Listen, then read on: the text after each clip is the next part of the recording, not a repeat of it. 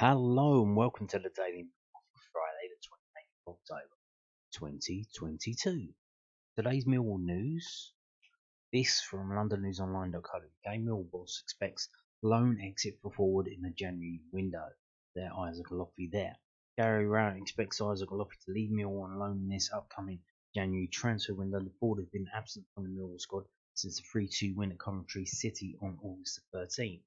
Olaofe had heavy interest from clubs below the Championship, with options to leave on loan and permanently presented during the summer transfer window. The 22-year-old, who signed a new contract extension with the Lions once the window closed and failed to seal and move away from the Den, has only played 95 minutes of football this season. For the first team, he has featured a number of times for the under-23s, under-21s. The majority of his game time came during the 85 minutes he played Millwall's 1-0 EFL Cup first round loss to Cambridge United. The less we say about that, the better. He scored 24 goals in 76 appearances during his 2 loan spells at Sutton United.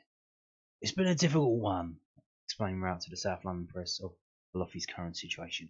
We had to deal for him to go to a League One club all through at the last minute, so that was always a plan for him. He came back into the group, but he's been in the squad again. I had a chat with Tanto and let him know where he is. He's another one who has to get his head down and see if there's an opportunity for him. He's worked hard and played well in the under-21 games. The likelihood is that he will get the opportunity to go back out on loan in January. But if we get 2 or 3 injuries, then who knows? He might be playing in the team. He's got to be ready. If we go through to January and the situation hasn't changed, we will look to get him out on loan again. He had a lot of interest in him in the last window. So I don't anticipate that getting him a really good loan would be a problem. Indeed. So that is a long time away though. There could be a number of injuries and he might have to step up onto the bench and to play his part. So he does need to be ready even if that happens. So moving on now to a loan that has happened.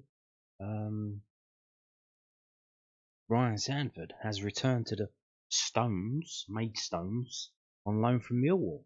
It's almost a year since the goalkeeper made his Maidstone debut. He was there last season during a loan which was cut short due to injury. Prior to his return to the Gallagher, the shot stopper who joined the Lions in July 2017 has had loans at Dover Athletic and Weymouth. Yes, he's been out on loan twice this season at Dover and Weymouth, 28 days at each time.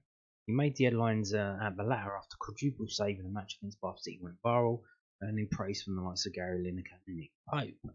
And they've got an interview there, and they've had a little chat with him. That's on YouTube if you want to check that out. But yeah, I don't know the situation with loans. I thought you could only play for 2 clubs in 2 teams in a season, but I think maybe I don't know how old he is. I think he's like 21, isn't he? So maybe this is still a youth loan. Youth loans are basically they're 28 days at a time, and they're basically like work experience, kind of, but for footballers. So I imagine that's what this is, because he's now at 3 different clubs this season: Dover, Weymouth, and Maidstone. And Maidstone not doing very well; they're at the bottom of the league. So good luck to Ryan Sandford there as he tries to help them out. Now, moving on now to first team affairs. Millwall not concerned about bookings as cut-off point nears. This is from southernnews.co.uk. The Lions could have up to 3 players suspended if they pick up 2 yellow cards before their trip to Preston North End. As long as it's not in the same game, why not? Gary Rowett has claimed that he isn't worried about his players picking up yellow cards with a cut-off point for a 1-match ban coming soon. The rules state that a player will be handed a suspension if they accumulate 5 yellow cards in the first 16 matches of the season, which is just over a week away. The Lions only have the injured Murray Wallace on 4 bookings, with Danny McNamara, Jake Cooper and Tyler Berry all 3. Yeah, and 1 manager on 2, Rowett chuckled. I'm up there unfortunately, and mine doesn't cancel. I don't think mine's all season. I'll try not to get any more. My theory has always been the same, he told us Do you leave a player out of a game so that he doesn't pick up a bookie and takes him out of the next one? You're not really benefiting, are you? If it comes down to 3 or 4 game bans, I think it has more of an impact. If it's a 1 game ban for 5 bookings, I think you might have to accept it. You might tell the player, you might warn him, but you don't want to curb his natural enthusiasm, his natural aggression. It doesn't really hold much sway for us. We're aware of it. We know who's on what. We've had a little quiet word in there here. I wouldn't want a player to change just because they're on 4 goals. If you're a defender, you're going to have to make that last-ditch tackle, regardless of the outcome or the punishment. That's more important to us. Indeed. So, yeah. Well, I'm pretty sure Murray Wallace is not going to be back before that Preston game, so you don't have to worry about him. And then we got McNamara, Cooper, and Burry all on 3. You would imagine probably Jake Cooper would be the one to suffer that if we do get 5 bookings in the next.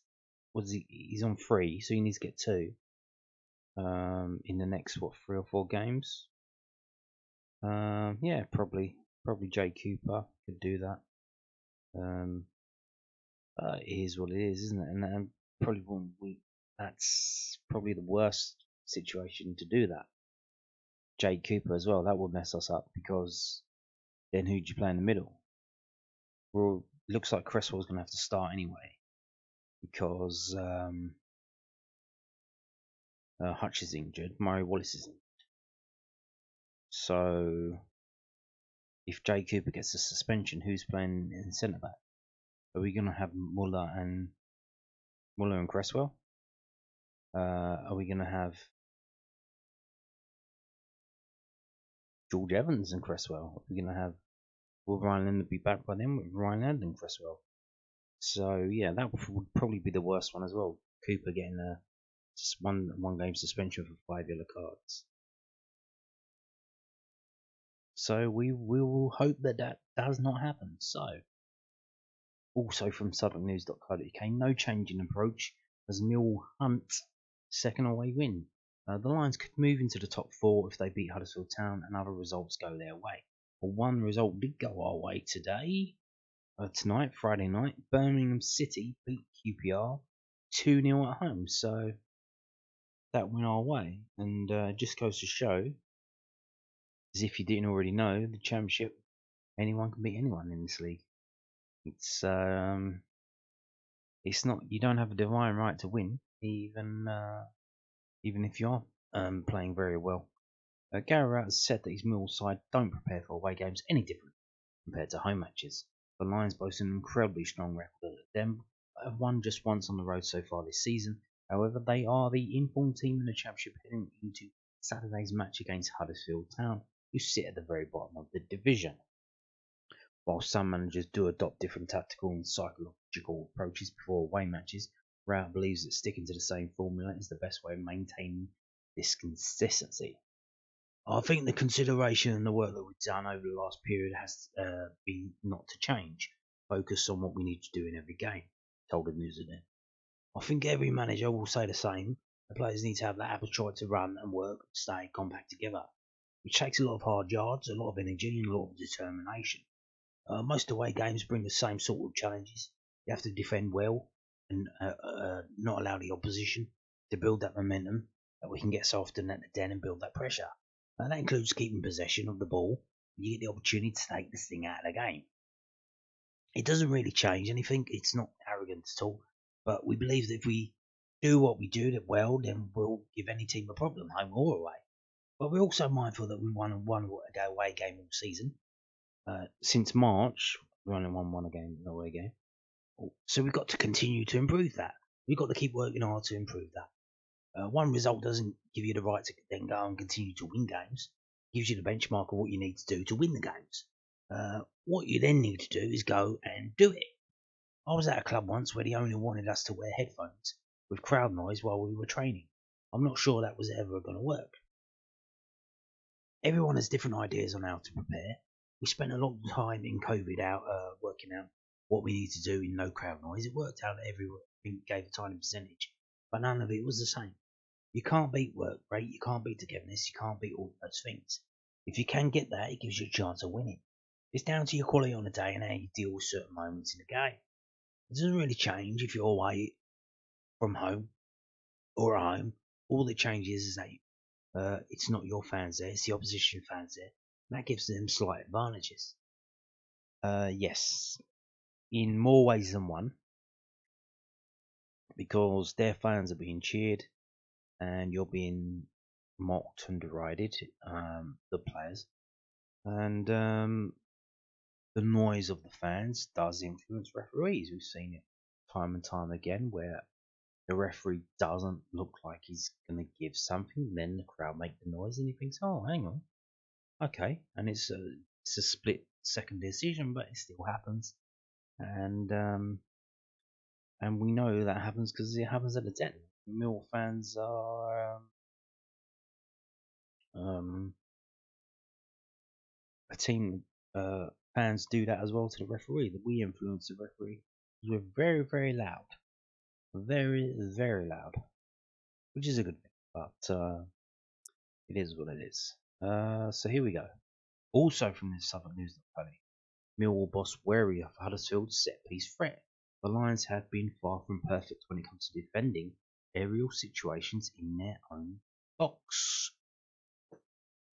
Millwall lead the league in set-piece goals so far this campaign, with 12 of their 22 goals coming from corners, free kicks, or penalties. Last season, the Lions finished second in the rankings behind Huddersfield Town, who stormed their way to third place after scoring from 20 set-piece situations across the 46 games. Of course, manager Carlos Corberán departed the John Smith Stadium over summer along with a number of key players. Although Mill boss Garrett is still wary of the aerial threat that they pose ahead of Saturday's clash. First and foremost, that was a large part of their success last year as well, told News of Them. It probably highlights once again how big set pieces can be in terms of percentage of your goals. They've got a different manager, of course, different ways of doing things. So what a team did last year, what they do this year is often slightly different and slightly adjusted. The guys will look at that and make sure the details are right. Of course, they've got players that can attack set pieces just as well as defending. So we always have to be mindful, no matter who we're playing against, in terms of dealing the opposition set pieces. It's not a one-way street. We've scored a fair share of our own ones. But of course, we're always mindful, though, if we have to keep defending well to make sure that the balance doesn't tip. Indeed, Gary, indeed. So Huddersfield could be a set-piece threat in tomorrow's game, which will be attended by 758 Millwall fans. Not bad for a long trip up to Lancashire. Now, talking of long trips up to Lancashire, have you made them in the past? Because these are the games. Huddersfield Town versus Millwall, the first game way back over 100 years ago, 4th of March 1922, in the FA Cup when Huddersfield Town were a massive club back in the day. And we lost 3-0. And remarkably, we played them in the FA Cup the next season. And we lost 3-0 again at the same place up there. Now, we haven't played them that many times there. Only going down to this game here. So it's only about 20 games or so. And you can see last time, obviously, they finished third in the league. And we finished, was it 9th or whatever? Lost 1-0 up there last season. Before that, actually on a 2-game unbeaten run, drawing 1-1 in 2019 and winning 1-0 in 2021. So not too bad, but generally speaking, we lose there. Going back many years, notable wins would be in 1992 in the FA Cup, winning 4-0, which I think is our best ever result there. Yes. But in terms of defeats up there, losing 5-1 in 1983, losing 4-2 in 2007 April, and losing 3-0 in 2013. So it's not a happy hunting ground for Millwall. I think was it 1, 2, 3, 5 wins up there over 20 or so games. So not it's not a good place for us to go and win. But we are flying. We are literally the best team probably in all of English football in terms of results since we changed to a 4-2-3-1 formation. We are unbeaten. We drew with Rotherham. All of the other games were won. And the only reason we drew with Rotherham because the referee gave them a penalty, which is a bit dubious, and that was their only shot on target. Other than that, they did jack fucking shit. We sneaked through overtime against West Bromwich Albion, despite having a number of players, of first-team quality players, missing. Namely Murray Wallace and George Saville, who didn't start, and then just going off injured. But we still managed to win, which is good. So now we are looking for, is this our 5th win in a row? Yes, if we beat Huddersfield tomorrow, it'll be our 5th win in a row that we are seeking. And then we will go to 6 games unbeaten. So let's have a look at previous meetings of Huddersfield Millwall. So if we do that, you can see, red card for Millwall in 2019. Well, we don't want that. Aha, look at this. So over the last 6 games at Huddersfield, between Huddersfield and Millwall, it's been 4 wins for Huddersfield, 1 draw, and 1 win for Millwall. The game we won was we kept a clean sheet. Every other game we conceded at least 1 goal, and we failed to score in 3 games, including the last game up there, which, funny enough, was also in October for some reason, 30th of October. Crazy, weird. Okay. But if you look at the goals, so they scored 8 goals in those 6 games. We scored 3. So we only scored 3 goals in the last 6 games at Huddersfield Town. 7 yellow cards for them, but 16 and a red card for us. Oh dear, is it going to be one of those games again? Is it going to be a card game for us, as we've just mentioned? Will we get a red card tomorrow, and which it's a central defender? What are we going to do? Like I've just said, Cresswell and who else is going to play there? We got real problems in the centre back, so that could really derail what we've got going on if that happens, and we don't want that to happen. So match facts, Millwall won their last 4 matches in the Championship. Millwall have scored at least 2 goals in their last 4 matches in the Championship. There have been under 2.5 goals scored in Huddersfield's last 3 home games. Huddersfield has seen under 2.5 goals in their last 3 home matches against Millwall in all competitions. Yes, been pretty tight affairs, haven't they? So let's go down. Keep looking. Table as it stands. Millwall are in 6th on 26 points. Huddersfield are 5th on bottom of the table on 12 points. They've won 1 game in the last 6. They've only won 3 games all season. They've only scored 16, but they've conceded 22, which is not that far from what we've conceded, which is 19. So it seems their problem is probably scoring. So they might be pretty good at defending tomorrow. Might not, like I said, if we do win, it might not be by much. So let's have a look here. Home. So they are at home, and they are 18th overall in home games. Won 3, drawn 1, lost 4. Scored 9 goals, conceded 8. In terms of away games, that's Millwall. We obviously know we're not very good away, but since formation change, we are unbeaten away. 1 draw, 1 win. First away win since March. but you can see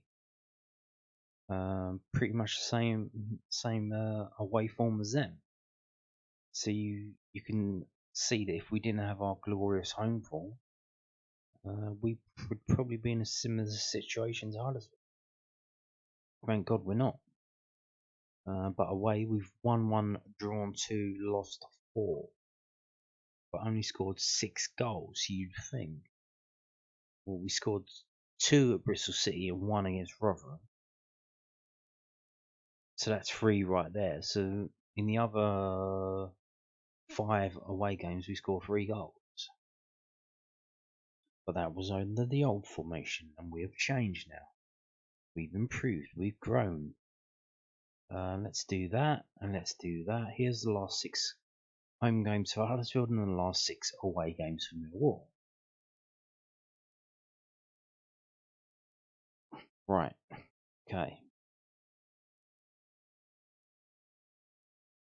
Last game up for Huddersfield. Home game, they lost to Preston 1-0. They did beat Hull 2-0 and they beat Cardiff 1-0. Cardiff, bit of a basket case. Hull, similar. They brought in the Turkish manager and Turkish players and decided to bomb them out. All a bit weird. They lost at home to Wigan. They lost at home to Blackpool.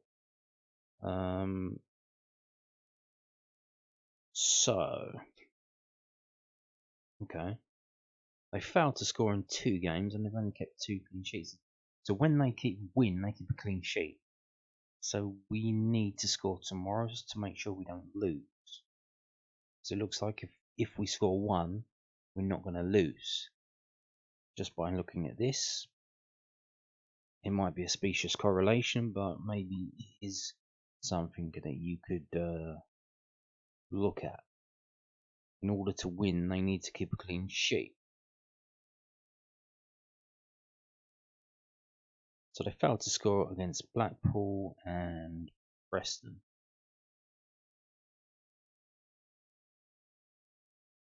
And those games were 1-0. Okay.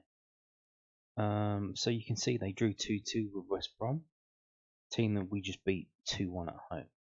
And in terms of Millwall's away form, obviously we haven't kept a clean sheet in the last 6. I don't think we've kept an away clean sheet all this season. This could be the first because Huddersfield are bottom of the table. They are struggling, so you hope that we could keep a clean sheet in this game. First away clean sheet. For how long? Well, if we haven't won an away game since March, have we drawn an away game 0-0? Because if we haven't, then when's the last time we kept a clean sheet away from home? I could probably find that out, but I can't be bothered. Oh dear, Huddersfield strengths. They have no significant strengths. Whoosh, are they a League One team masquerading as a Championship team? There's Millwall strengths. Huddersfield weaknesses. Defending against skillful players, very weak. Well, that's our thing, isn't it? Avoiding fouling in dangerous areas, very weak indeed. Is that place for Tyler Berry to start? He does know how to draw a foul. So match forecast. Millwall will score from a direct free kick, extremely likely. Millwall will control the game in the opposition's half, very likely. There will be a low number of cards shown, likely. Why have they put that there? That's kind of spooking me now. I'm worried about getting a player sent off now. So let's have a look at the prediction. What do they predict then? A composed defensive display saw Huddersfield grind out a goalless draw against managerless Middlesbrough last weekend. That was obviously an away game because it wasn't on the home list we just saw. Mark Fotheringham's side dropped to the bottom of the table and are now 5 points adrift from safety. So they went to Middlesbrough and ground out a 0-0 draw. Mill's staggering revival, indeed, stepped up another notch last weekend as the late Tyler Berry goal proved enough to sink West Brom. The Lions have climbed into top 6 following 4 straight Championship victories. Will it be 5? Who knows? They predict Huddersfield 0, Millwall 2. Okay. Now, don't forget Scott Malone coming back to Huddersfield, playing left back. I think not the last time he played Huddersfield, but the time before that, he was a bit wobbly. I think it was the game that was on Sky. He was a bit off about going back there. Hopefully he's overcome that and he can put that behind him and put in a display. Let's have a look at David Pratten's prediction. David Pratten Sky Bet Championship predictions. So what does he predict for the Huddersfield versus Millwall game?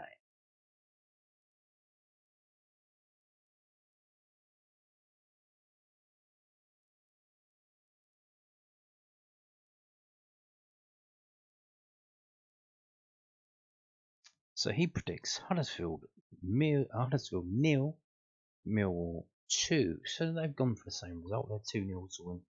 2-0 win to Millwall. I could go either way, to be honest with you. I could double down on that. What was our best result for Huddersfield? 4-0.